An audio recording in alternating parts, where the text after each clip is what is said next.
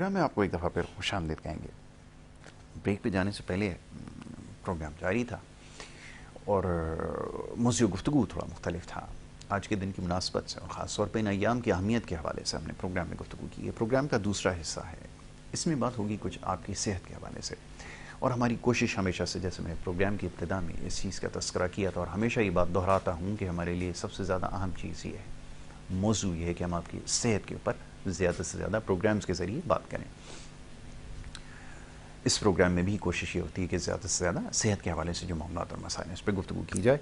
मौजूद मेहमान स्टूडियोज़ में तशरीफ़ रखता है और ये हमारा हफ्तावार एक सिलसिला है। जैसे हम जिस्मानी बीमारियों के हवाले से बात करते हैं तो ये हमारे जो नफ्सियाती मामलात और मसाइल हैं इसमें बड़ी तेज़ी से इजाफा हो रहा है। अभी कुछ देर पहले भी एक मौजू ज़ेर बहस था, उसके बारे में चल के ज़रूर तस्करा करूँगा, लेकिन सबसे पहले मौजूद मेहमानों को खुशामदीद कहूँगा और फिर गुफ्तगू के सिलसिले को आगे बढ़ाएंगे। हमारे साथ यहाँ पर मौजूद हैं जनाब डॉक्टर शफीक यासीन साहब, एक माहिर डॉक्टर हैं और मैं आसान करके ये बताऊँ कि जो इंसान के जो नफ्सियाती मसाइल होते हैं उसका इलाज करते हैं। लोग क्योंकि बात को दूसरी तरफ ले जाते हैं, अभी तक हम ये नहीं समझ सके हैं कि नफ्सियाती मसाइल और पागलपन में ज़मीन आसमान का फ़र्क है। ये हर किसी के साथ कोई ना कोई मसला जो है वो हो सकता है। तो हम इस चीज़ पे कोशिश कर रहे हैं कि लोगों तक आगाही पहुँचाएँ कि ये क्यों ज़रूरी है कि हर इंसान जिसका जहन है, जो सोच रखता है, उसके साथ कोई ना कोई मसला दरपेश हो सकता है या उसके साथ प्रॉब्लम कोई हो सकती है, तो उसको ठीक करने की ज़रूरत है।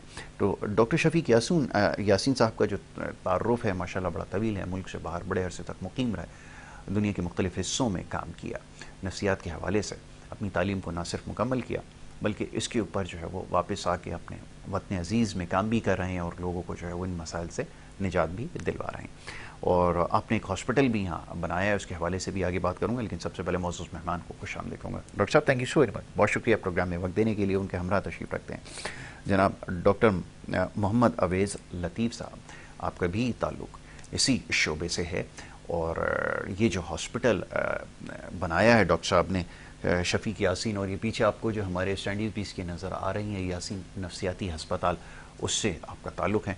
डॉक्टर अवेज़ को भी वेलकम करूँगा। Thank you so very much, बहुत शुक्रिया आपका वक्त देने के लिए। डॉक्टर साहब, ये किताब मेरे हाथ में आपसे कुछ देर पहले जो मेरे पास आई है, जो आपकी ही लिखी गई है, मेंटल हेल्थ अवेयरनेस, कोई जो हम काम इस वक्त कर रहे हैं, और वो किताब का जो उसका अंदाज़ा, उसका प्रीफेस जब आप पढ़ते हैं, जो इब्तिदाई है, उससे आपको हो जाता है इसके अंदर क्या लिखा है, तो वो बहुत इंटरेस्टिंग लग रही है और हम भी ये कोशिश कर रहे हैं कि इसके ऊपर जो है वो बात की जाए। तो मैं चाहूँगा पहले ज़रा अवेयरनेस के हवाले से थोड़ी सी बात हो जाए, यहीं से गुफ्तगू का आज फिर आगाज़ करते हैं। लोगों को पहले थोड़ा इस चीज़ का इल्म हो जाए, जो पहली दफ़ा ये देख रहे हैं कि नफ्सियाती मसाइल में और पागलपन में फ़र्क क्या है, क्योंकि अगर यहाँ किसी को मशवरा दिया जाए तो बहुत ज़्यादा उसको गिरा गुजरता है, उसको बुरा समझा जाता है कि आपको किसी नफ्सियात के डॉक्टर की ज़रूरत है। फरमाइएगा ज़रा। अच्छा सवाल है बहुत, यासिर, एंड थैंक यू कि आपने ये पूछा। देखिए, मेन फ़र्क तो यही है कि अगर हम मेडिकल इलनेस को लेते हैं तो मेडिकल इलनेस इन जनरल और कैंसर में क्या फ़र्क है। जी जी। अच्छा, नफ्सियाती अमराज जर्नली साइकेट्रिक इलनेस, जो main range of health issues नफ्सियात में होते हैं, उनको कवर करता है और इसमें छोटी से लेके बड़ी प्रॉब्लम्स और मूड से लेके परसेप्शन से लेके थॉट से लेके कॉग्निशंस और बहुत अलग अलग प्रॉब्लम्स होती हैं, जिससे हम अलग अलग अलामात से अलग अलग डायग्नोसिस पे पहुंचते हैं। अगर पागलपन के वर्ड को लिया जाए, जो कि साइकाइट्री में इस्तेमाल नहीं होता और ये हमारे कल्चर का हिस्सा है, तो बेसिकली उस इंसान को कहते हैं जो बिल्कुल अपना आप जो है वो भूल गया हो, अपने आप से बातें करता हो, उल्टी सीधी हरकतें करता हो, शायद उसको खानों में आवाज़ें आती हों, शायद वो लोगों को दुश्मन समझता हो, पत्थर फेंकता हो, अपने सफाई का ख्याल ना रखता हो, खुद को नुकसान पहुँचाए, किसी और को नुकसान पहुँचा सकता है, अपना सफाई का ख्याल ना रखता हो, उसे ये नहीं पता कि मैं कैसे कमाऊँगा, कैसे पैसे जमा करूँगा, कैसे अपने रिश्तेदारों के साथ या दोस्तों के साथ वक्त गुजारूँगा, सड़कों पर भटकता फिरता है। तो ये जो है ना, यूजली जब हमारे पास इस तरह का कोई पेशेंट आता है तो या तो साइकोसिस से सफ़र कर रहा होता है, स्किज़ोफ्रेनिया, स्किज़ोअफेक्टिव इलनेस, बाइपोलर में मेनिया विद साइकोसिस, डिप्रेशन में सीवियर साइकोसिस के साथ, या ड्रग इंड्यूस साइकोसिस और एंड सो ऑन। तो पागलपन में भी ये कि बहुत सी रेंज है सीवियर केसेस की, जो एक डायग्नोसिस नहीं है, मेरा कहने का मतलब ये है। लेकिन नफ्सियात इन जनरल, आप बिल्कुल पहली चीज़ आपने जो बोली कि हम में से तकरीबन हर इंसान कोई ना कोई कॉन्फ्लिक्ट, परेशानी का शिकार है। और मैं समझता हूँ कि अगर हम 3 हज़रात अगर इस वक्त अमेरिका में बैठे होते और अमेरिकन सिटीज़न होते तो शायद तीनों के तीनों ही किसी साइकियाट्रिस्ट को दिखा रहे होते। यकीन है, ये बड़ी इंपॉर्टेंट बात है, बिल्कुल ठीक है। फ़र्क सिर्फ यही है कि हम पाकिस्तान में हैं और हमें कहते हुए शर्म महसूस होती है एक आम पब्लिक को कि क्यों आपने एक साइकियाट्रिस्ट को दिखाया, कि आप पागल हैं। बिल्कुल ठीक है। और ये जो है अलमिया है हमारा कि हम समझते हैं कि अगर हम साइकोलॉजिकली किसी वजह से किसी साइकियाट्रिस्ट या साइकोलॉजिस्ट को दिखा रहे हैं तो हम कमज़ोर हैं, हम बिल्कुल ही पागल हैं, या फिर हम एग्रेसिव हैं, या फिर हम इस सोसाइटी में रहने के काबिल नहीं है, काम करने के काबिल नहीं है। जी, और इससे फिर दूसरी किताब पे भी एक थोड़ा सा जाती है पॉइंट, जेनेटिक वल्नरेबिलिटी, क्योंकि prevention is better than cure. एक किताब तो मैंने अवेयरनेस के हवाले से लिखी है, दूसरी किताब मैंने मेंटल हेल्थ प्रिवेंशन के हवाले से लिखी है।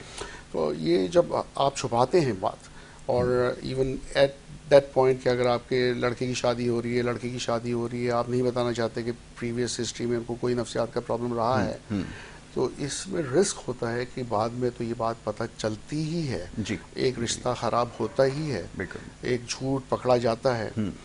दूसरा ये होता है कि अगर आपने जेनेटिक काउंसलिंग नहीं कराई, एक जेनेटिक काउंसलिंग होती है फिजिकल हेल्थ के हवाले से, और एक जेनेटिक काउंसलिंग होनी चाहिए साइकाट्रिक हेल्थ के हवाले से। क्योंकि अगर एक फैमिली में डिप्रेशन है और दूसरी फैमिली में भी डिप्रेशन है, या एक में स्किज़ोफ्रेनिया है दूसरी में, तो वो बहुत ज़्यादा चांसेस बढ़ जाते हैं। खून में ये आता है, या जैसे हम जीन्स कहते हैं या डीएनए कहते हैं, तो उसकी वजह से अगर 1% चांस होता है स्किज़ोफ्रेनिया का फॉर एग्जांपल होने का, तो ये बढ़ के अगर माँ बाप दोनों की तरफ से या दोनों में स्किज़ोफ्रेनिया है तो 40%, 100 में से 40 टाइम होता है स्किज़ोफ्रेनिया को होने के चांस। तो 1 से 40 गुना ज़मीन आसमान का फ़र्क है। तो ये हम चाहें तो कई हद तक प्रिवेंट कर सकते हैं, आगे रोक सकते हैं कि आगे की नस्ल में इस हद तक परसेंटेज ना हो जाए। ठीक है, तो ये एक और एस्पेक्ट है। अवेयरनेस से थोड़ा सा हट गया, मैं उस तरफ चला गया। नहीं, सवाल इस तरफ था, लेकिन लिंक कर रहा था तो मैंने इस पे बात कर ली। बिल्कुल ठीक है। बाकी जो अवेयरनेस के हिसाब से मैंने किताब लिखी है, मैंने ट्राई किया है कि उसको आसान लफ्ज़ों में लिखूं, मेडिकल टर्मिनोलॉजी ना यूज़ करूं, एक आम इंसान के लिए किताब हो जो कि इजीली पढ़ सके और समझ सके। ठीक है। और रेंज जो है साइकियाट्रिक इलनेस, जहाँ पे डिप्रेशन है, एंजाइटी डिसऑर्डर्स हैं, schizophrenia, bipolar, alcohol drug related issues हैं, dementia, even pregnancy related problems जो औरतों में होते हैं, बच्चों में कंडक्ट डिसऑर्डर और जो इश्यूज होते हैं, उसको रेंज को कवर करते हुए ताकि समझा जा सके कि क्या क्या पॉसिबिलिटीज़ हैं। जब आपको अलामात का पता है, आप पढ़ सकते हैं, तो ये भी देख सकते हैं कि आसपास के लोगों में आप जिनसे प्यार करते हैं, जिससे आपके रिश्ते हैं, आपके दोस्त हैं, उनमें आइडेंटिफाई किया जा सकता है, फिर उनको सही टाइम पे हेल्प मिल सकती है। बिल्कुल ठीक है। तो अब डॉक्टर अवैस, आपका एक पूरा हॉस्पिटल है जो इस सिलसिले में काम कर रहा है, और हमें इस चीज़ की बड़ी ज़रूरत है। इससे पहले जो प्रोग्राम्स हमने किए हैं, अब इसकी अहमियत को समझने की ज़रूरत है। अब लोगों को शायद ये बात समझ में आ रही है। अच्छा, अब इसमें बड़ी ये डिटेल डिस्कशन है। मैं चाहूँगा ज़रा बच्चों के साथ जो सिलसिला है, जिसके ऊपर आपने पिछली दफ़ा भी प्रोग्राम में गुफ्तगू की थी कि जो ड्रग एडिक्शन की तरफ जा रहे हैं या दीगर मसाइल की तरफ जा रहे हैं, कैसे कंट्रोल किया जा रहा है। और फिर मैं चाहूँगा ज़रा हॉस्पिटल के अंदर, क्योंकि इससे रिलेटेड जितने भी इश्यूज़ हैं वो इसके ऊपर लिखे हुए हैं, जिसमें डिप्रेशन है, एंजाइटी डिसऑर्डर्स हैं, बाइपोलर डिसऑर्डर्स हैं, और ये तमाम चीज़ें जो इसके अंदर मेंशन है, इन सब की ट्रीटमेंट हो रही है।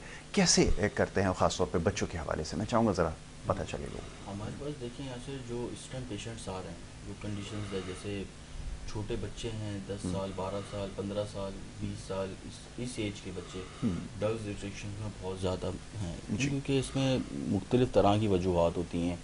फैमिली की तरफ से बच्चों को सही तरीके से टाइम ना देना, एक अलग सा एक माहौल घर के अंदर क्रिएट होता है कि फादर अपने जॉब्स पे हैं, वो टाइम नहीं दे पा रहे, मदर अपनी जॉब पे हैं, वो बच्चों को टाइम नहीं दे पा रही।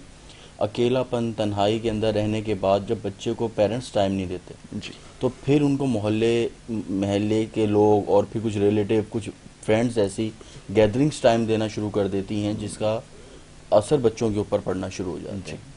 माहौल का, एनवायरनमेंट का बड़ा ख़ास असर होता है बच्चों के ऊपर। और फिर हम लोग इन्हीं सारी चीज़ों को देख रहे होते हैं। बच्चों के अंदर इस टाइम जो मेन इश्यूज ज़्यादा आ रहे हैं वो टाइम पेरेंट्स की तरफ से बच्चों को टाइम सही तरीके से नहीं दिया नहीं जाता, दिया जा रहा, जिसकी बिल्कुल। वजह से ये मेंटली डिसऑर्डर्स में भी आ रहे हैं। बच्चों के अंदर अकेलापन, तन्हाई का एहसास, चिड़चिड़ापन, बहुत ज़्यादा गुस्सा करना, रोना, एहसास कमतरी का शिकार, इस तरह के सिम्टम्स बहुत ज़्यादा आ रहे हैं। जी। कुछ लोग कहते हैं कि बच्चा चिड़चिड़ा है, हर बात पे ज़िद करता है, हर बात के ऊपर, इस तरीके की जो चीज़ें हैं, हम जब पेरेंट्स जब पेरेंट्स टाइम नहीं देंगे ना बच्चों को, जब तक आप प्रॉपर तरीके से देखेंगे नहीं, बच्चों को टाइम नहीं देंगे, तब तक ये सारी चीज़ें बड़ी मुश्किल हो जाती हैं। बिल्कुल ठीक। इसी वजह से बेसिकली होती हैं जो छोटी छोटी चीज़ें बिहेवियर चेंजेस में आती हैं। जब बिहेवियर चेंज होगा और पेरेंट्स फिर भी तवज्जो नहीं दे रहे होते, और फिर जब जाके वो फिर ड्रग रिडक्शंस की तरफ जाते हैं, कि अगर कोई इनको कहता है कि ठीक है, आप कहते हैं ना अक्सर कि इस तरह की चीज़ों से चेंजेस आते हैं, बिहेवियर जी। चेंजेस सबसे जी। इंपॉर्टेंट होता है जो बच्चों के अंदर इस टाइम बिहेवियर चेंजेस हैं। बिल्कुल ठीक। हमारे पास इसी रिलेटेड से पेशेंट्स आ भी रहे हैं, ट्रीटमेंट भी डॉक्टर शफीक खुद कर रहे होते हैं,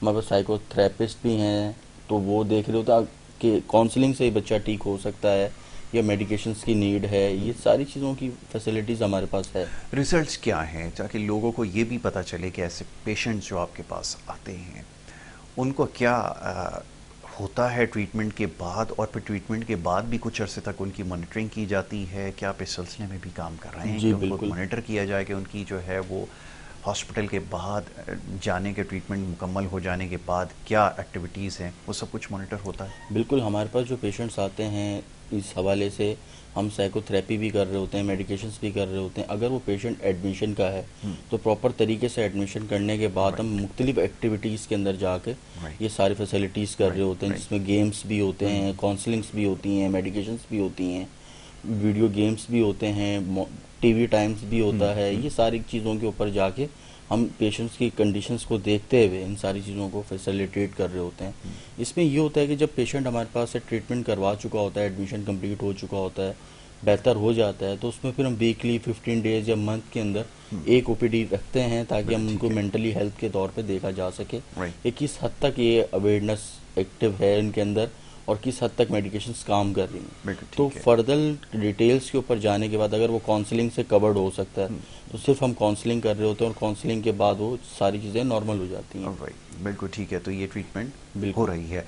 डॉक्टर साहब ये ज़रा बताइएगा कि आप ये ख़ास तौर पे जो बच्चों के साथ, जैसे मैंने इसमें अभी कुछ चीज़ें जो नज़र से गुजरी हैं जो किसी ट्रॉमा में होते हैं बच्चे, ख़ास तौर पे वो बड़े हो जाते हैं तो वो चीज़ उनके साथ रहती है, क्या ये क्योरेबल है? क्या ट्रीटमेंट इसकी की जा सकती है? इसको ट्रीट करके ठीक किया जा सकता है? और ऐसे केसेस के अंदर क्या होता है, मैं चाहूँगा ज़रा इस हवाले से बताएं। और ख़ास तौर पे जो ओवर स्ट्रेस्ड होते हैं या कोई और इशू उनके साथ होता है, पर्सनालिटी डिसऑर्डर्स हो रहे होते हैं, लेकिन हमारे यहाँ प्रॉब्लम ये होता है कि अगर मेरे साथ कोई पर्सनालिटी डिसऑर्डर है तो ये मुझे ना कोई बताएगा ना मुझे खुद से इस चीज़ का इल्म होगा कि मेरे साथ मसला है। तो जैसे आपने कहा वो कल्चर नहीं है, जैसे बाहर आपने कहा कि जो 3 लोग कमरे में बैठे हुए हैं वो तीनों कहीं ना कहीं ज़रूर किसी साइकियाट्रिस्ट के पास जाते हैं, कंसल्ट करते हैं, लेकिन यहाँ पे वो कल्चर नहीं है। तो क्या होता है ऐसे केसेस में, ज़रा ये फरमाएं। आप पर्टिकुलर ट्रॉमा की बात कर जी। रहे हैं। Trauma is very common childhood में। अब ट्रॉमा की भी रेंज है और डिपेंड करता है हम किस रेंज की बात कर रहे हैं। बुलिंग से लेके स्कूल बुलिंग से लेके इमोशनल अब्यूज़ से लेके physical abuse, sexual abuse, range of trauma possibilities हैं। घर के एनवायरनमेंट में ट्रॉमा और स्कूलिंग के एनवायरनमेंट में ट्रॉमा में फ़र्क है। खैर ट्रॉमा कहीं से भी हो और किस स्टेज पे हो, अर्ली ऑन सेट हो, यंग एज में हो या थोड़ा लेटर ऑन में हो, उसका बहुत ही डीप इम्पैक्ट होता है किसी भी बच्चे की पर्सनालिटी पे। उससे भी ज़्यादा डीप इम्पैक्ट उस वक्त होता है जब ये क्रॉनिक ट्रॉमा हो इंस्टेड ऑफ एक्यूट ट्रॉमा। कि आपका एक इंसिडेंट हुआ और फिर वो चला गया, गुजर गया, और उससे आप हील हो सकते हैं over a period of time. लेकिन अगर वो ट्रॉमा रिपीटेडली हुआ हो उस बच्चे के साथ over a long period of time, तो वो ज़्यादा सिग्निफिकेंट होता है, ज़्यादा ख़तरनाक होता है मेरे हिसाब से। और इस तरह के बच्चों की पर्सनालिटी जो है ना वो ज़ाहिर डैमेज होती है। और ना सिर्फ पर्सनालिटी डैमेज होती है बल्कि chronic post traumatic stress disorder होने का रिस्क भी बहुत ज़्यादा बढ़ जाता है इन बच्चों में। जैसे जैसे बढ़ते हैं इसी ट्रॉमा के नाइटमेयर्स, बुरे ख्वाब आना, फ्लैशबैक्स, उनको वो चीज़ें नज़र आना जो उनके साथ ट्रॉमा हुई हैं, हाइपर अराउजल के अचानक से जो ना स्टार्टर रिस्पॉन्स के वो डर जाते हैं, खौफज़दा हो जाते हैं, एंजाइटी बढ़ जाती है उनकी, ये होना। और साथ में एंजाइटी और डिप्रेशन इन जर्नल उनकी फंक्शनिंग पे बहुत बुरे इफ़ेक्ट्स आते हैं। तो डेफिनेटली अर्लियर वो चीज़ पता चले और जितनी जल्दी काउंसलर को, साइकोलॉजिस्ट को, साइकेट्रिस्ट को दिखाया जाए, उसको एक्सप्लोर किया जाए, ट्रीटमेंट इज़ अ पॉसिबिलिटी। जाहिर है you can't brain wash a person, आप ब्रेन वॉश तो नहीं कर सकते, ये तो नहीं कर सकते आपने डिलीट का बटन दबाया और ट्रॉमा गायब हो गया। उसको किस तरह से कोप करना है और उसको किस तरह से अलग डिस्ट्रैक्शंस में लेके जाना है, ऑक्यूपाई करना है, उसकी स्ट्रेंथ्स को देखना है, उसकी कॉन्फिडेंस को बढ़ाना है, उसकी एनर्जी को राइट डायरेक्शन में चैनल करना है और उसके एंजाइटी और डिप्रेशन को ट्रीट करना है over a period of time. उसका जो ट्रस्ट टूट चुका है उस ट्रस्ट को कैसे बिल्ड करना है, उसके अटैचमेंट्स हैं, ट्रस्ट हैं, ये सिक्योरिटीज़, इनसिक्योरिटीज़ जो आई हुई हैं उसको कैसे फेस करना है, ये सारी चीज़ें बड़ी इंपॉर्टेंट होती हैं साइकोलॉजिकली एक बच्चे के लिए। तो ये जो है ना इम्पॉर्टेंट है। फिर parents play a very important role. I think दो मेन जो है एरियाज, एक स्कूलिंग है और एक पेरेंट्स हैं। और यहाँ पे ये भी बड़ा इम्पॉर्टेंट है कि जब एक असेसमेंट किया जाता है बच्चे को, तो ये देखा जाता है कि उसके बिहेवियर में जो चेंज आ रहे हैं वो सिर्फ स्कूल में आ रहे हैं कि घर में भी आ रहे हैं। और अगर घर में सिर्फ आ रहे हैं और स्कूल में नहीं आ रहे हैं तो देयर इज़ रीज़न कि भाई क्यों ये पर्टिकुलर इन्वायरमेंट में चेंज है उसके बिहेवियर में, दूसरे इन्वायरमेंट में चेंज नहीं है। एक तो ये, फिर ये कि उसको पेरेंटिंग स्टाइल की मिल रही है, वो बहुत इंपॉर्टेंट है। अच्छा, वैसे यूनिवर्सली हम देखते हैं तो 3 मेन पेरेंटिंग स्टाइल्स होते हैं। उसमें जो एक पेरेंटिंग स्टाइल को परमिसिव पेरेंटिंग स्टाइल कहा जाता है, एक को अथॉरिटेरियन पेरेंटिंग स्टाइल कहा जाता है और एक अथॉरिटेटिव पेरेंटिंग स्टाइल होता है।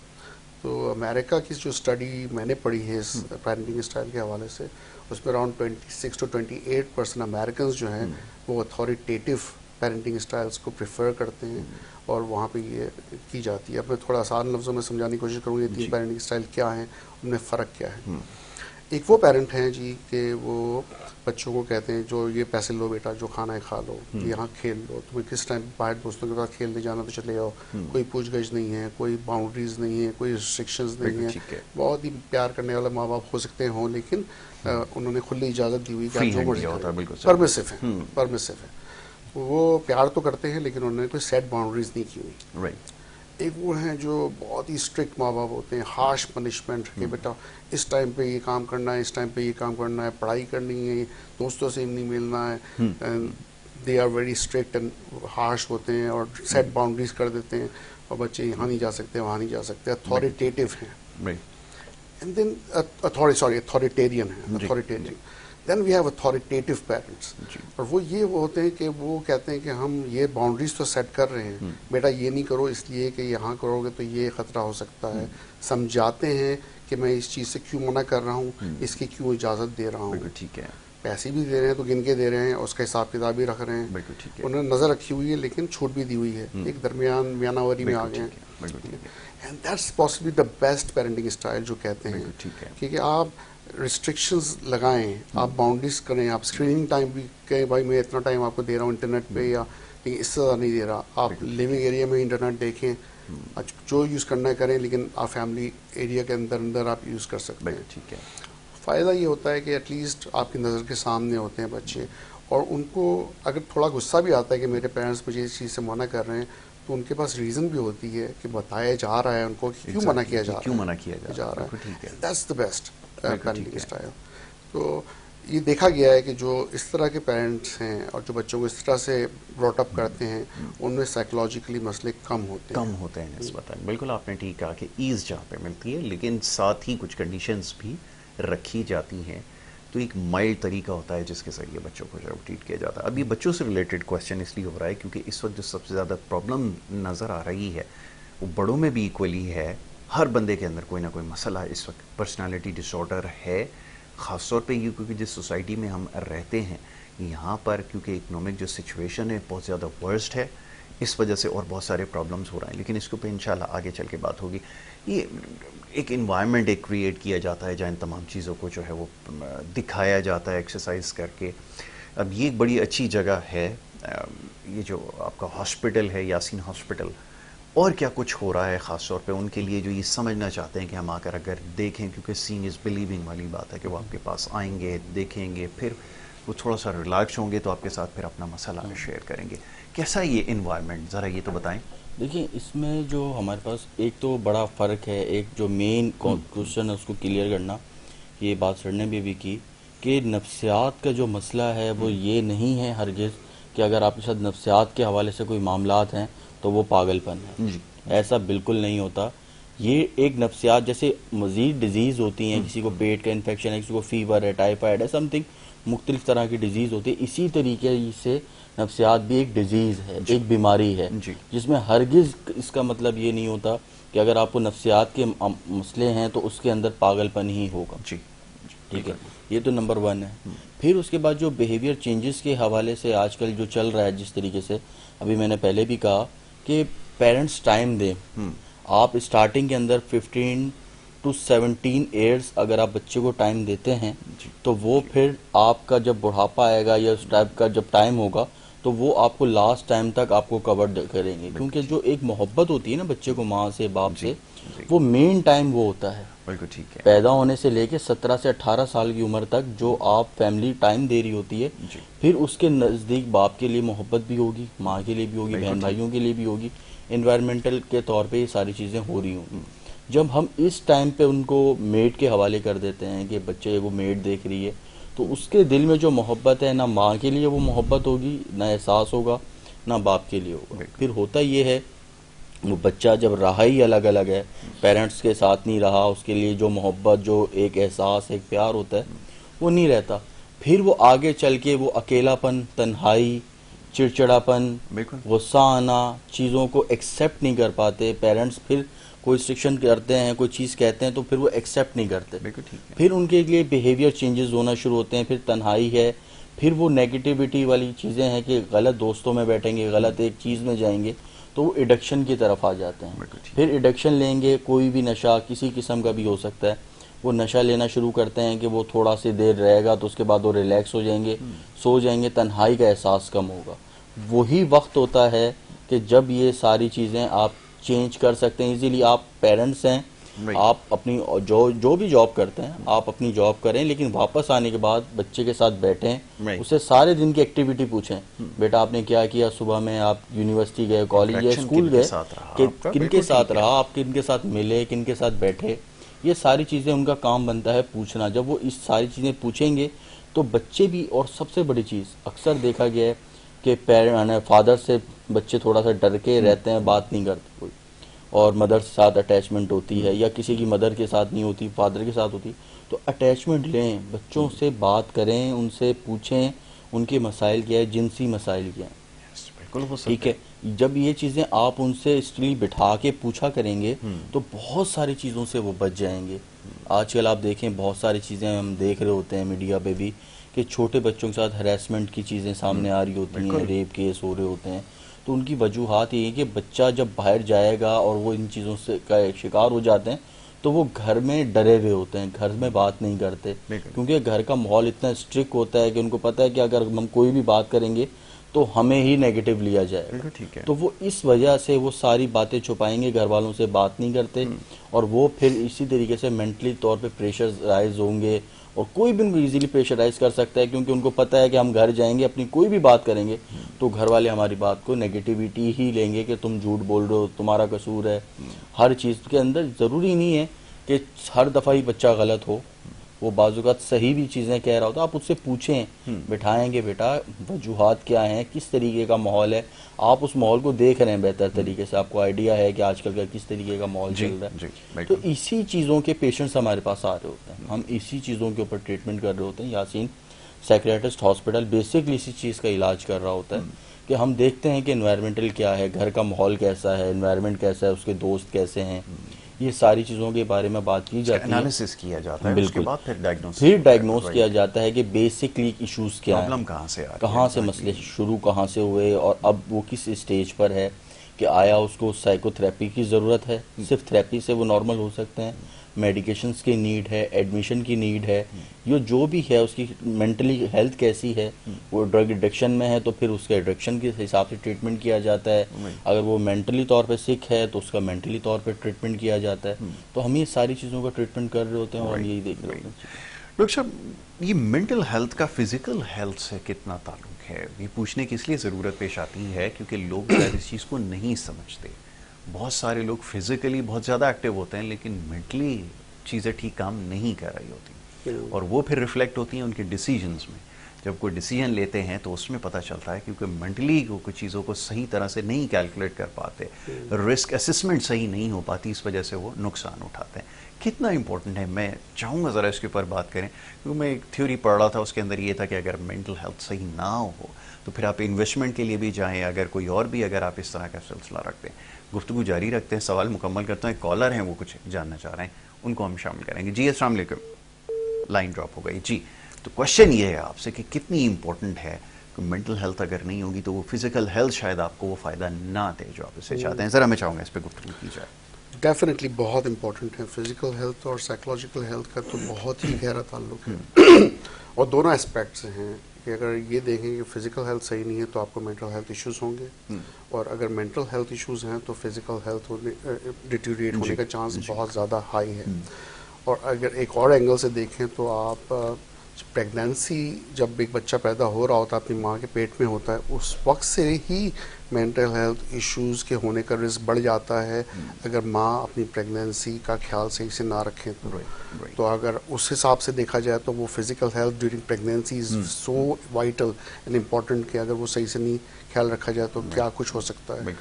तो इसका जवाब तो बहुत ही लंबा है, लेकिन बड़े बड़े पॉइंट्स पे ये है कि प्रेगनेंसी का अगर मैं बात कर रहा हूँ तो अगर vitamin D deficiency for example है ड्यूरिंग प्रेगनेंसी, तो उससे रिस्क ऑफ डिप्रेशन और मूड डिसऑर्डर्स होने का रिस्क बहुत ज़्यादा होता है। इन्फेक्शंस हुई हैं ड्यूरिंग प्रेगनेंसीज तो फिर रिस्क ऑफ स्किज़ोफ्रेनिया होने का रिस्क बढ़ जाता है, बाइपोलर होने का रिस्क बढ़ जाता है। अगर प्रेगनेंसी में इन्फ्लुएंजा हो फॉर एग्जांपल, अगर लेबर होते हुए ऑक्सीजन की कमी जिसे हाइपोक्सिया कहते हैं, उससे ब्रेन डैमेज होने का, लो आईक्यू होने का उसका प्रॉब्लम होता है, और साथ में बिहेवियरल प्रॉब्लम्स होने के रिस्क होते हैं, एंड सो ऑन। बहुत से इश्यूज हैं। तो वहीं से हम स्टार्ट ले रहे हैं। उसके बाद सॉरी कुछ कॉलर एक हैं, अगर कॉलर को शामिल कर लेते हैं गुफ्तगू जारी रखते हैं। जी अस्सलाम वालेकुम। वालेकुम अस्सलाम रहमतुल्लाहि व बरकातहू। सर कैसे, ठीक हैं? बिल्कुल ठीक ठाक। जी डॉक्टर साहब से मैं थोड़ा सा पूछना ये चाह रहा था, हमारा एक भाई है छोटा, जी वो को ऑनलाइन गेमिंग खेलता है, वो काफी हमारा जो ना लॉस हो चुका है, हमने 3-4 लाख रुपए का वो यानी कि पेमेंट उन लोगों कर चुके हैं। बहुत इसको समझा रहे हैं यानी इसको समझ में नहीं आता कुछ, इस तरह वाले से क्या कुछ बताएं ताकि वो इसे कामों से जरा पीछे हटे। हाँ, इसी वेरी गुड क्वेश्चन, बहुत अच्छा सवाल है ये बच्चे जो आजकल हैं वो ऑनलाइन गेमिंग के ऊपर बहुत ज़्यादा फोकस हो गया, वो इस हद तक हो गया, वो बता रहे हैं कि इस हद तक इंगेजमेंट है कि उसको फिर वहाँ से निकालना मुश्किल हो रहा है कि वो अगर कमरे में बैठा है तो सारा दिन वहाँ टाइम स्पेंड कर रहा है। क्या किया जाए ऐसे बच्चों को? Definitely it's a problem with addiction. अब एडिक्शन की भी बहुत सी टाइप्स होती हैं, और एडिक्शन क्या पता कब से स्टार्ट हुआ हो। तो पहला मेरा सवाल यही होगा कि एवेल्यूएशन का पहले कराया गया है कि नहीं कराया है, साइकोलॉजिकल एवेल्यूएशन। क्या ये बचपन से ही स्क्रीन टाइम उसका ज़्यादा था, मोबाइल पे ज़्यादा गेम खेलता था, उन फ्रेंड्स के साथ उसके ताल्लुक़ है जो सारे ही इस तरह के केसेस में शामिल हैं कि जो ज़्यादा ऑनलाइन गेमिंग में इन्वॉल्व हैं। एक्सेसिबिलिटी टू मनी क्या अभी ही उसको है कि पहले से इजी पैसा मिलता है कि वो जाके यूज़ करता रहा है। स्कूल में डिटोरेशन या एकेडमिक डिटोरेशन अगर आया है बिकॉज ऑफ दिस एडिक्शन तो कब से आ रहा है, कितने अरसे से आ रहा है, क्या इसको पॉइंट को पहले उठाया गया है from schooling point of view या पेरेंटिंग पॉइंट ऑफ व्यू, और बैलेंस कितना ज़्यादा आउट लगता है कि अब तो बहुत आउट हो गया है, लेकिन उसका ड्रिफ्ट जो है वो कितने अरसे से महसूस किया गया है या चेंज कितने अरसे से महसूस किया गया है। So first thing is definitely he need an evaluation. Number 2, क्या उसमें ये इंसाइट है कि ये प्रॉब्लम है और ये चेंज करना चाह रहा है, उसका एग्जैक्ट एज ब्रैकेट क्या है, क्या वो आने को तैयार है असेसमेंट के लिए या चेंज होने के लिए। और definitely I can tell you कि प्रेगनोसिस इज़ मच बेटर, क्या उसकी बेहतरी होने का चांस बहुत ज़्यादा बेहतर है अगर वो खुद समझता है कि ये प्रॉब्लम है और इसको ठीक करना है, और ये मेरे फंक्शनिंग पे, मेरी लाइफस्टाइल पे, मेरे कैरियर पे, एकेडमिक्स पे और रिलेशनशिप पे असरअंदाज हो रहा है। अगर ज़बरदस्ती की जाएगी तो भी पॉसिबिलिटी है कि सम चेंजेस हम देख सकें और शायद बेहतरी आ जाए, इतनी नहीं जितनी अगर वो इंट्रिंसिक मोटिवेशन हो, जैसे हम कहते हैं अंदर से मोटिवेटेड हो। एक्सट्रिंसिक मोटिवेशन इज डिफरेंट कि फैमिली प्रेशराइज कर रही है तो वो अलग है। ठीक है, कॉलर को शामिल करते हैं, गुफ्तगू जारी रखते हैं। जी अस्सलाम वालेकुम।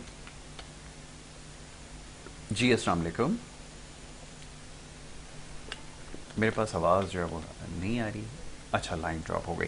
डॉक्टर साहब, एक मेरा क्वेश्चन आपसे ये है कि मैं ये देखता हूँ कुछ लोगों की रिस्क एपेटाइट बहुत ज़्यादा कम होती है। अब ये मैं जैसे भी कुछ देर पहले एक वो किया था, मुझे ये शायद महसूस होता है क्योंकि शायद साइकोलॉजिकल कोई प्रॉब्लम हो कि वो कोई भी फैसला लेने से पहले बहुत ज़्यादा रिलक्टेंट होते हैं, बहुत ज़्यादा अननेसेसरली। अगर कोई मैंने चीज़ उठाकर भी एक जगह से लाइन पर हैं, और मैं पहले कॉल लेता हूँ, उसके बाद फिर अपना क्वेश्चन आपके सामने रखूँगा। अच्छा सवाल है। जी अस्सलाम वालेकुम। वालेकुम सलाम। जी, कौन और कहाँ से बात कर रहे हैं? दिल बात कर रहा हूँ कराची से। जी, थोड़ा सा ऊंची आवाज़ में बात कीजिएगा ताकि मैं मेरे आप ही पास। बात कर रहा हूँ कराची से। जी जी, फरमाइए, क्या पूछेंगे? डॉक्टर भाई, मैं रोज आपका शो देखता हूँ। आज डॉक्टर साहब आए हुए हैं, तो सवाल है मेरा कि सिगरेट की लत है वो कैसे छूटेगी? ओह, वेरी गुड क्वेश्चन, बहुत अच्छा सवाल है। अभी अभी इसका जवाब लेते हैं आदिल साहब। बड़ा बड़ा अच्छा सवाल है, ये भी समझना ज़रूरी है कि इसको कैसे दूर किया जाए।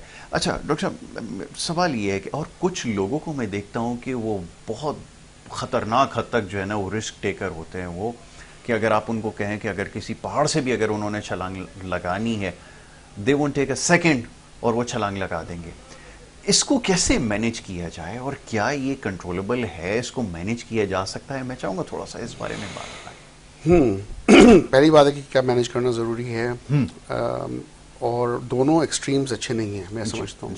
Somewhere in the middle is good, कि थोड़ा रिस्क लेना चाहिए, कैलकुलेटेड रिस्क लेना अच्छा है ज़िंदगी में। क्योंकि अगर आप प्रोग्रेसिव होना चाहते हैं, मूव ऑन होना चाहते हैं फाइनेंशियली, या फिर अपनी पर्सनालिटी को और डेवलप करना चाहते हैं, तो आई थिंक थोड़ा रिस्क टेकिंग इज़ इम्पॉर्टेंट। ठीक है। एक तो ये हम कन्फॉर्मिटी देखते हैं कि ह्यूमन बिहेवियर में कन्फॉर्मिटी का मतलब ये कि 10 लोग अगर एक बात कहते हैं, या सपोज एक इन्फ्लुएंशियल इंसान एक बात कहता है और वहाँ 10 लोग बैठे हुए हैं, तो 4 चांसेस हैं कि 7 या 8 लोग उस बात को मान जाएंगे कि हाँ ये सही कह रहा है। जी जी। और बाकी 1 या 2 होंगे जो अगेंस्ट बोलेंगे कि नहीं, तुम शायद गलत कह रहे हो।